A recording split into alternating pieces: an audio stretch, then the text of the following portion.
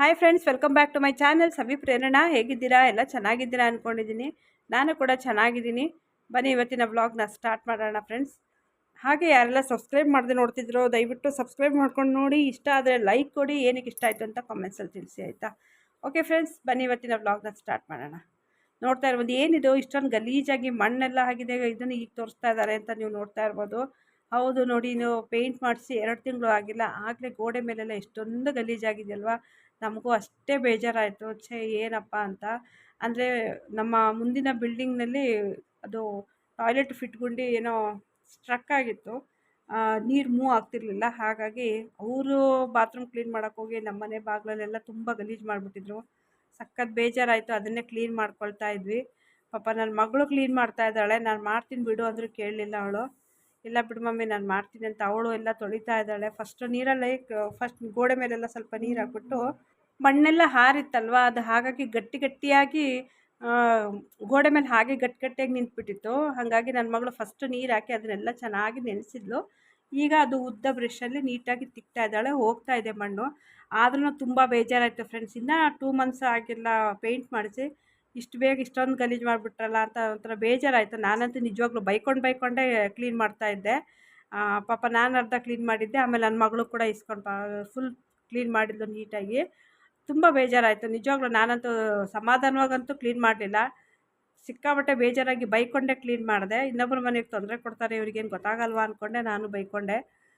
ನೋಡಿ ಎಷ್ಟು ಗಲೀಜಾಗಿದೆ ನೋಡ್ತಾ ಇರ್ಬೋದು. ಸಖತ್ತು ಒಂಥರ ಇರಿಟೇಟ್ ಆಯಿತು. ಅಪ್ಪ, ಇಲ್ಲಿಂದ ಯಾವಾಗ ಈ ಪ್ಲೇಸ್ ಖಾಲಿ ಮಾಡ್ತೀವೋ ಅನ್ನೋ ಥರನೂ ಫೀಲ್ ಆಯಿತು. ಇಲ್ಲಿ ನೋಡಿ, ಮನೆ ಮುಂದೆ ಎಷ್ಟು ಗಲೀಜಿದೆ ಅಲ್ವಾ. ಹೇಗಿರಬೇಕು ನಾವು ಇಷ್ಟು ಗಲೀಜಿಟ್ಕೊಂಡು? ಸಖತ್ತು. ನನಗಂತೂ ಈ ಜಾಗದಿಂದ ಯಾವಾಗಪ್ಪ ಎದ್ದು ಖಾಲಿ ಮಾಡ್ತೀವೋ ಅನ್ನಿಸ್ಬಿಟ್ಟಿದೆ. ಅಷ್ಟು ಬೇಜಾರಾಗುತ್ತೆ. ಏನಾದರೂ ಒಂದು ಪ್ರಾಬ್ಲಮ್ ಇದ್ದೇ ಇರುತ್ತೆ. ನಾವು ಎಲ್ಲಿ ಬಂದು ಸೇರ್ಕೊಂಡವಪ್ಪ ಅಂತ ಅಷ್ಟು. ಏನೇ ಆಗಲಿ, ಈ ಬಿಲ್ಡಿಂಗು ಅಥವಾ ವಠಾರ ಅನ್ನೋದಕ್ಕಿಂತ ಸಿಂಗಲ್ ಮನೆ ಇರಬೇಕು ಫ್ರೆಂಡ್ಸ್, ತುಂಬ ಒಳ್ಳೆಯದು. ಯಾರಿಗೆಲ್ಲ ಈ ಥರ ಸಿಂಗಲ್ ಮನೆ ಅಥವಾ ವಠಾರ ಅನ್ನೋದು ಇಷ್ಟ ಅಂತ ನನಗೆ ಕಾಮೆಂಟ್ಸಲ್ಲಿ ಹೇಳಿ, ಆಯಿತಾ? ನಾನಂತೂ ಪರ್ಸ್ನಲಾಗಿ ಹೇಳ್ಬೇಕಂದ್ರೆ ಸಿಂಗಲ್ ಮನೆಯೇ ಇರಬೇಕಪ್ಪ. ಯಾವುದೇ ಕಾರಣಕ್ಕೂ ಬಿಲ್ಡಿಂಗು ಇರಬಾರ್ದು. ಅಂದರೆ ಫ್ಲೋರ್ಸಲ್ಲೆಲ್ಲ ಇರ್ತಾರಲ್ಲ, 4 ಫ್ಲೋರು 3 ಫ್ಲೋರ್ ಈ ಥರನೂ ಇರಬಾರ್ದು. ಅಥವಾ ಅಕ್ಕಪಕ್ಕ ವಠಾರದ ಮನೆ ಥರನೂ ಇರಬಾರ್ದು. ಸಿಂಗಲ್ ಆಗಿರಬೇಕು. ನಾವು ನಮ್ಮ ಮನೆ ಅನ್ನೋಷ್ಟಿದ್ರೆ ಹೆಂಗಾದರೂ ಮನೆ ನೀಟಾಗಿ ಇಟ್ಕೋಬೋದು. ಸೊ ಅದೆಲ್ಲ ಕ್ಲೀನ್ ಮಾಡಿ ಬಂದು ಸ್ನಾನ ಮಾಡಿಕೊಂಡು ಇಬ್ಬರೂ ಚೆನ್ನಾಗಿ ತಲೆ ಸ್ನಾನ ಮಾಡಿದ್ವು. ತಲೆ ಸ್ನಾನ ಮಾಡಲಿಲ್ಲ, ಮೈ ಸ್ನಾನ ಮಾಡೋದು. ಆಮೇಲೆ ಎಣ್ಣೆ ಹಾಕಿರಲಿಲ್ಲ. ಒಂದು ವೀಕೇ ಆಗಿರ್ಬೋದು ಎಣ್ಣೆನೇ ಹಾಕಿರಲಿಲ್ಲ. ಹಾಗಾಗಿ ಸ್ವಲ್ಪ ಎಣ್ಣೆ ಹಾಕೊಳ್ಳೋಣ ಕೂದಲಿಗೆ ಅಂದ್ಬಿಟ್ಟು ನಾನು ಪ್ರಿಪೇರ್ ಮಾಡ್ಕೊಳ್ತಾ ಇದ್ದೆ. ದಿಢೀರಂತ ಪ್ರಿಪೇರ್ ಮಾಡ್ಕೊಳ್ತಾ ಇದ್ದೀನಿ.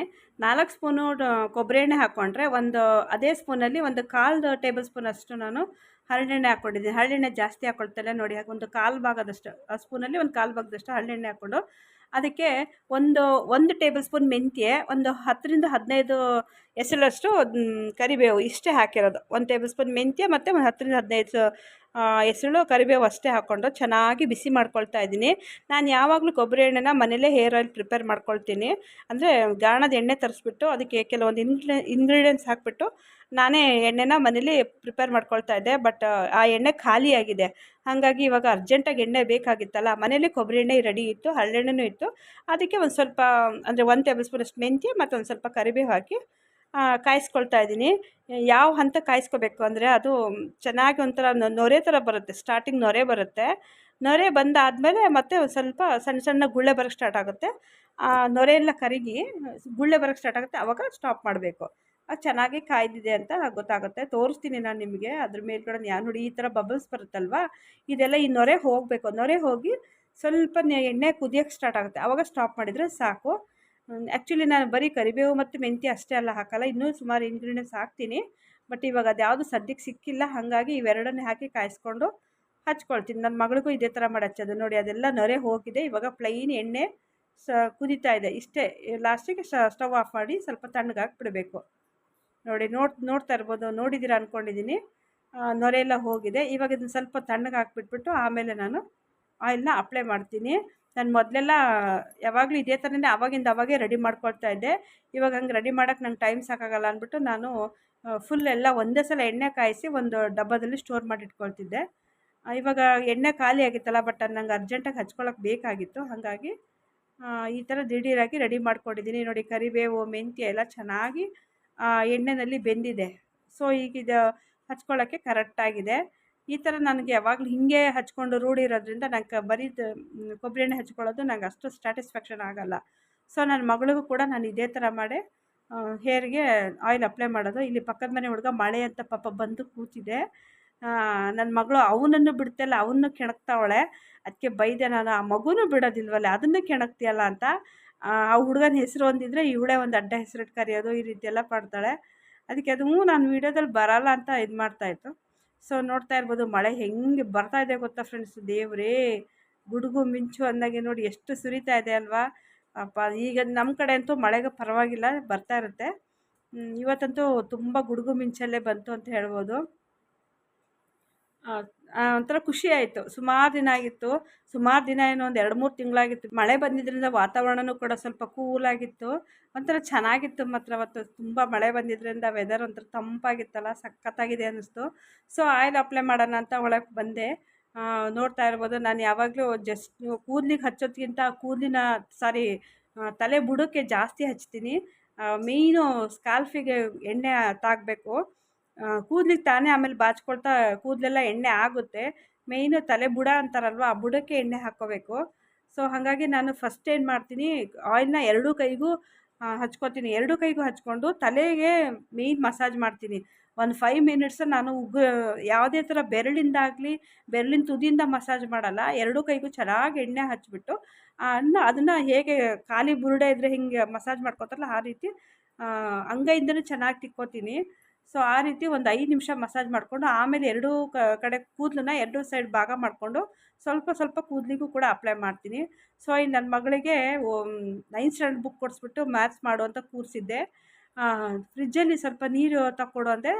ನಾನು ಓದ್ಕೊತಿದ್ದೀನಿ ಅಂತಲ್ಲ, ಹಾಗಾಗಿ ನಾನೇ ತೊಗೊಳ್ಳೋಣ ಅಂತ ಹೋದರೆ ನೋಡಿ ಏನು ಮಾಡಿದ್ದಾಳೆ, ಕುಡಿದ್ಬಿಟ್ಟು ಖಾಲಿ ಡಬ್ಬ ಇಟ್ಟಿದ್ದಾಳೆ. ಸೊ ಅದಕ್ಕೆ ಈ ಥರ ಮಾಡ್ತಾರ ಪ್ರೇರಣಾ ಅಂತ ಕೇಳಿದೆ. ನಾನೆಲ್ಲಪ್ಪ ಅಂದ್ಕೊಂಡು ಕೂತಿದ್ದಾಳೆ. ಮತ್ತೆ ಅವಳೇ ಮಾಡೋದ ರೀತಿ ಕುಡಿದ್ಬಿಟ್ಟು ಹಾಗೆ ಖಾಲಿದು ಏನೇ ಆಗಲಿ, ಏನೇ ತಿಂತಾಳ ಖಾಲಿ ಆಯಿತಾ ಅದನ್ನು ತೊಳೆಯಕ್ಕೆ ಹಾಕಬೇಕು ಅಥವಾ ಎತ್ತಿಡಬೇಕು ಅನ್ನೋಲ್ಲ, ತಿರ್ಗಾ ಹೋಗಿ ಫ್ರಿಜ್ಜಲ್ಲೇ ಇಡ್ತಾಳೆ. ಅದಕ್ಕೆ ಬೈತಾ ಇದೆ, ಅದನ್ನು ಕಸದ್ದು ತಿಪ್ಪೆ ಗುಂಡಿ ಅಂತ ಮಾಡಿದ್ಯಾ, ಖಾಲಿ ಆದ ತಕ್ಷಣ ಹೊರಗಡೆ ಇಡಬೇಕು ತಾನೇ, ಹಾಗೆ ಒಳಗೆ ಇಡ್ತೀಯಲ್ಲ ಅಂತ ತೋರಿಸ್ದೆ ಅವಳಿಗೆ. ನೋಡಿ ನೀರೆಲ್ಲ ಖಾಲಿ ಮಾಡಿದ್ಯಾ, ಕುಡಿದ್ರೆ ಹೊಸ ನೀರು ತುಂಬಿಡಬೇಕು ಅಂತ ಹೇಳ್ತಾ ಇದ್ದೆ. ಮತ್ತೆ ನೋಡಿದ್ರೆ ಇನ್ನೊಂದು ಡಬ್ಬ ಇದೆಯಂತ, ಇರಲಿಲ್ಲ. ಸೊ ಅದನ್ನು ತುಂಬಿಡೋಣ ತೊಳೆದ್ಬಿಟ್ಟು ಅಂತ ಮತ್ತೆ ತೊಗೊಂಡು ಹೋಗ್ತಾಯಿದ್ದೀನಿ. ಇದು ನೆಕ್ಸ್ಟ್ ಡೇ ಅಕ್ಷಯ ತೃತೀಯ ಅಂತ ಇತ್ತಲ್ವಾ. ಸೊ ಅಕ್ಷಯ ತೃತೀಯಗೆ ಏನಾದ್ರು ತರಲೇಬೇಕಿತ್ತು. ಅವತ್ತು ನಾನು ಯಾವಾಗಲೂ ಯಾವ ವರ್ಷವೂ ಇದನ್ನು ಪಾಲಿಸಿಲ್ಲ ಫ್ರೆಂಡ್ಸ್. ಇದೇ ಫಸ್ಟು ಟೈಮು. ನೋಡೋಣ, ಎಲ್ಲರೂ ಹಾಗಂತಾರಲ್ಲ ಅಂತ ತೊಗೊಂಡಿದ್ದಷ್ಟೇ ಹೊರತು ಅಕ್ಷಯ ತೃತೀಯ ಅಥವಾ ಬಸವ ಜಯಂತಿಗೆ ಚಿನ್ನ ತೊಗೋಬೇಕು, ಬೆಳ್ಳಿ ತೊಗೋಬೇಕು ಅಂತ ಯಾವ ವರ್ಷನೂ ನನಗೆ ಗೊತ್ತೇ ಇರಲಿಲ್ಲ. ನಿಜ ಹೇಳಬೇಕು ಅಂದರೆ ಈ ವಿಷಯ ನನಗೆ ಗೊತ್ತೇ ಇರಲಿಲ್ಲ.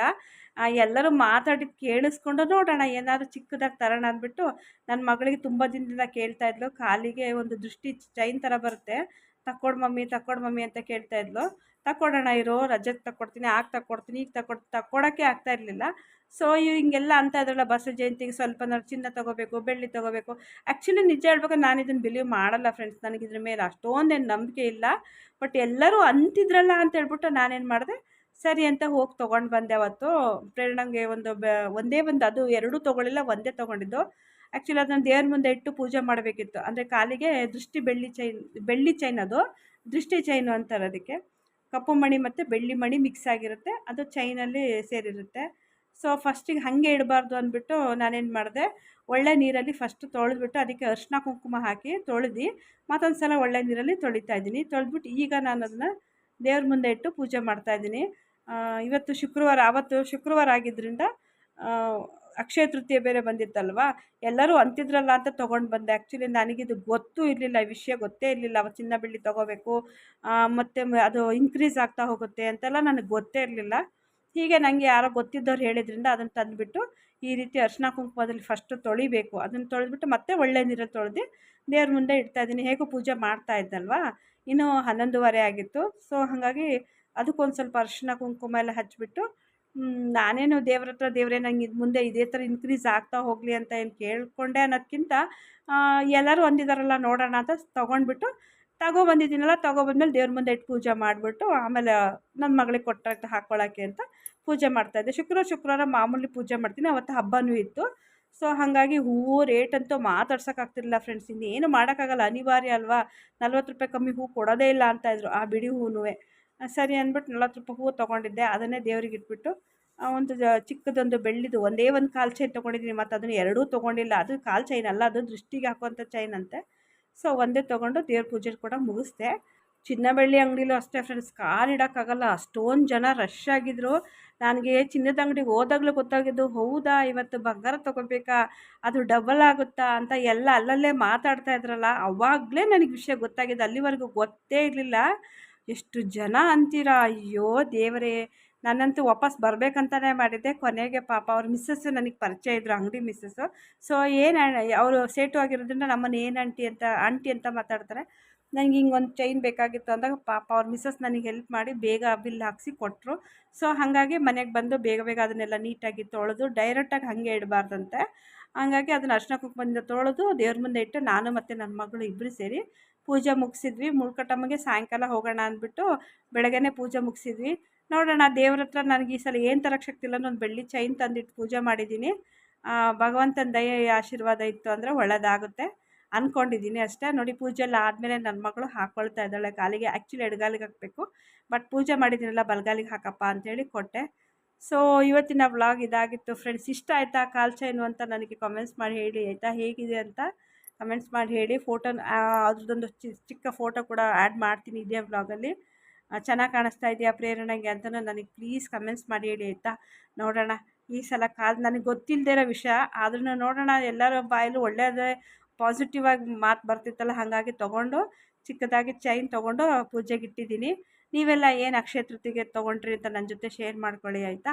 ಓಕೆ ಫ್ರೆಂಡ್ಸ್, ಇವತ್ತಿನ ವ್ಲಾಗ್ನ ಇಲ್ಲಿಗೆ ಮುಗಿಸ್ತಾ ಇದ್ದೀನಿ. ಒಂದು ಚಿಕ್ಕ ವ್ಲಾಗ್ ಆಗಿತ್ತು, ಹೇಗೆ ಅನ್ನಿಸ್ತು ಅಂತ ನನಗೆ ಕಮೆಂಟ್ಸ್ ಮಾಡಿ ಹೇಳಿ. ಇವತ್ತಿಗೆ ಹೋಗಿ ಬರ್ತೀನಿ, ಮತ್ತೆ ಮುಂದೆ ಖಂಡಿತ ಇನ್ನೊಂದು ವ್ಲಾಗಲ್ಲಿ ಸಿಗ್ತೀನಿ ಫ್ರೆಂಡ್ಸ್. ಬಾಯ್.